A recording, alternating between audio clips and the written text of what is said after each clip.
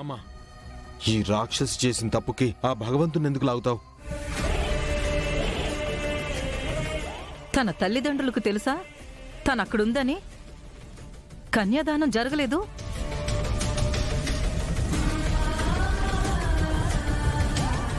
ఇక్కడున్న మాకు తెలుసా తనక్కడ ఉంది అని? మనస్ఫూర్తిగా ఆశీర్వదించలేదు.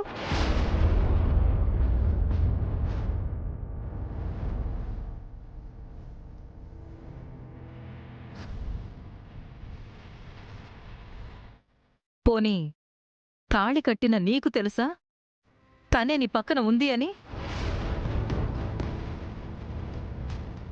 3 ముళ్ళు వెయ్యలేదు.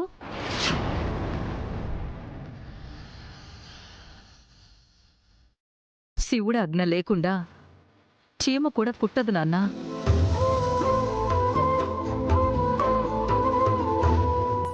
రెండు కుటుంబాలు, 2 జీవితాలు ముడిపడ్డాయి, దగ్గరయ్యాయి నాన్నా. అది కాదమ్మా. జరిగింది మోసమే, పద్దుకి జరిగింది అన్యాయమే. కానీ తానొకటి తలిస్తే దైవం ఒకటి తలుస్తుంది నాన్నా.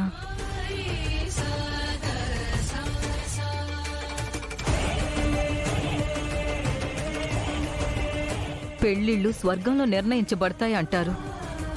పంచభూతాల సాక్షిగా ఇంత పెద్ద పెళ్ళి ఎందుకు జరిగిందంటావు? అది కాదమ్మా. అసలు ఈ పెళ్ళి కాదనుకు నాన్నా.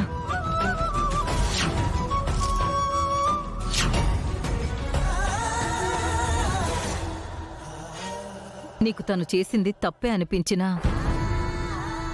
తప్పదు. ఈ అమ్మ మీద నీకు ఏమాత్రం గౌరవం ఉన్నా నువ్వు తనకి కట్టిన తాళికి విలువివ్వాల్సిందే. అది కాదమ్మా.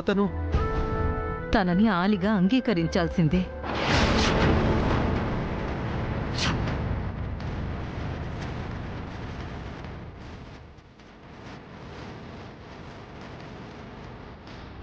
తనని వేలు పట్టుకుని మన ఇంటికి తీసుకురావాల్సిందే.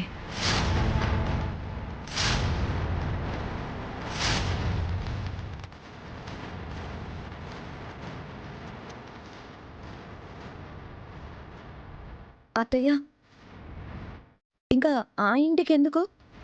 మనమంతా ఈ ఇంట్లోనే ఉండొచ్చు కదా.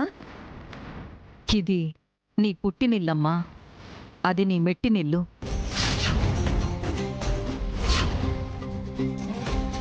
అమ్మే కావాలి అనుకుంటే ఇక్కడే ఉండాలి.